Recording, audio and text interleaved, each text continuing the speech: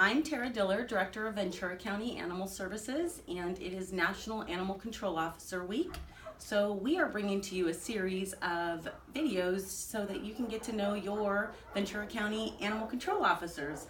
And here with me today I have Aaron Ortega. He's our Supervising Animal Control Officer for the Kennels. Hi, Aaron. Hi.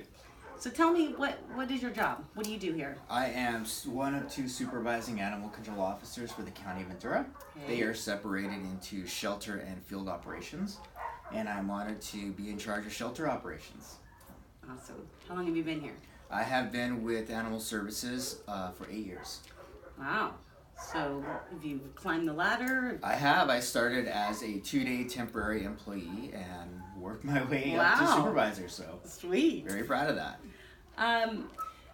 What's the favorite part of your job? Like, what do you love most about your job? I love, can I have two things? You can have as many as you want. I love creating a success story where it starts as a real underdog story and really going through the process of what we do as a department and educating and kind of bridging a gap of myths of who we're perceived to be and who we really are. That's kind of my driving force. And the other thing that I really like is being able to watch a difference in what I do for people. So Watch the difference that you I do mean, come I to had fruition. Right, I licensed a person once, and they didn't want a license and thought it was dumb, but I went through the process, and about 2.5 years later, that animal came in as a stray, had its tag, and I was able to call the owner, and he was able to come full circle, and he was like, "I remember you." Now I get it. Right, those kinds of things are always making me, motivating me to do what I do. So. Well, good. That leads us into our next question of what drives you. What drives you every morning to get up and come to work and do this? The need for me is to come in and try to really do what I can to not educate people personally, but empower my staff to take what I've been able to do in making those differences and helping them branch out to do that for people too. There's so many colorful personalities, and they inspire me to be here every day, and I want to arm them with the best tools to help public. Good. And you've done a great job of mentoring your Thank you. team and bringing them up. Aaron, you were here before we were a no-kill organization, and now we are a no-kill organization. What would you say the differences are? How has that impacted your job or what you do? Wow, that's a big question. So, surface-wise, it's the public perception's been great, as well as public interaction. A lot of times public would come here and wouldn't want to look at us. They didn't treat us the same. We were automatically judged, even though we were trying to do the right thing. Right. Per policy, we were still looked at in a very negative light. And, if I was to show an animal for adoption to somebody, and it could have been a great animal, and if they weren't going to take it, they were like, "Well, I'm not going to take it. It's not right for me. Are you going to kill it now?" And so that was tough.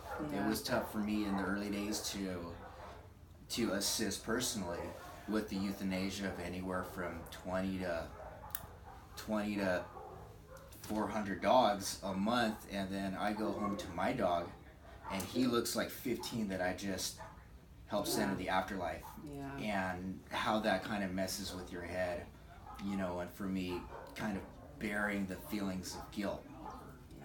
And it's been amazing to see how the industry's changed and changing, and people taking a more proactive role. Those that have even suffered their pets being euthanized here saying, "Okay, I'm going to get a new pet. What can I do differently so that my pet doesn't have the same fate as my last animal?"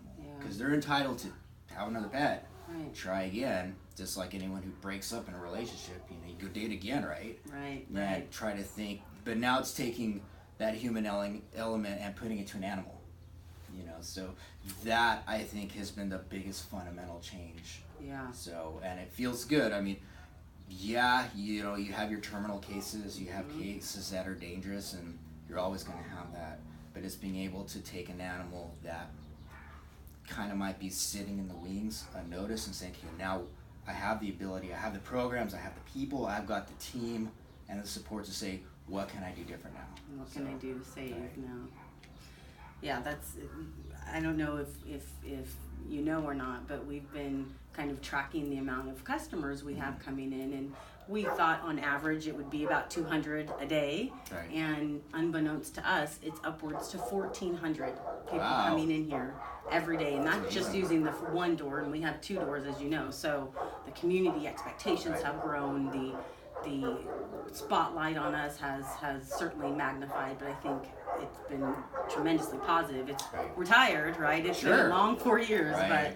but so what is the favorite part? What's your most favorite part of your job? Like, what is that one thing that you hang on to and you feel like that is your win?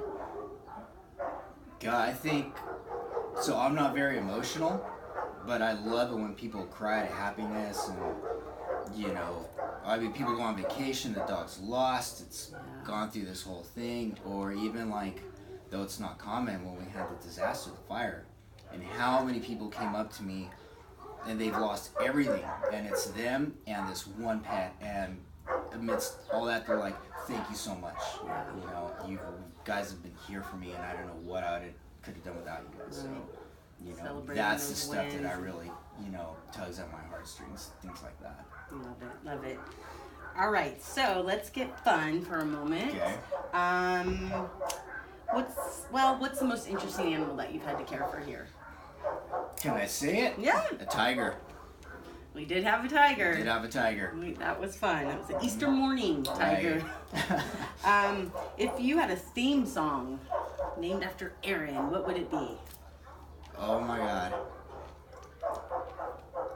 I don't know. I have a whole bank of sounds. I guess Taking Care of Business. That would be the song.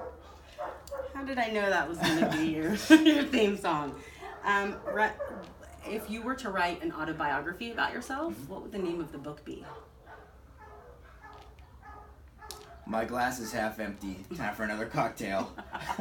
That's good. That's good. If Hollywood made a movie about you, who would you want cast as Aaron Ortega? Mark Consuelos. He's married to Kelly Ripa. He's tall. He's super strikingly handsome.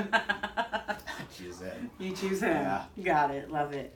And lastly, this industry, as you know, we suffer from compassion fatigue. We're changing that conversation. Compassion resilience.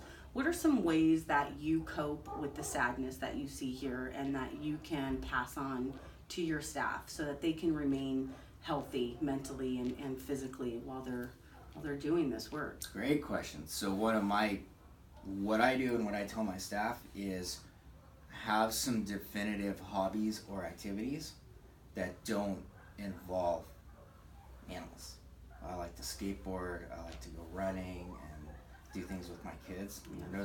It's not really animal related, and it's a way for me to kind of shut down temporarily 2 days a week and, you know, be a father, be a husband, you know, go out with my wife, eating whatever, you know, but just balance. Keeping a balance. It's the most important thing. It really is. It really is.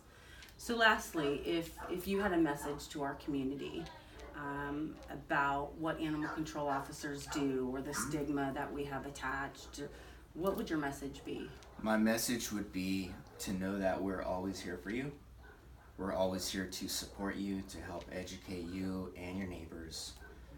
But you are your animal's biggest champion.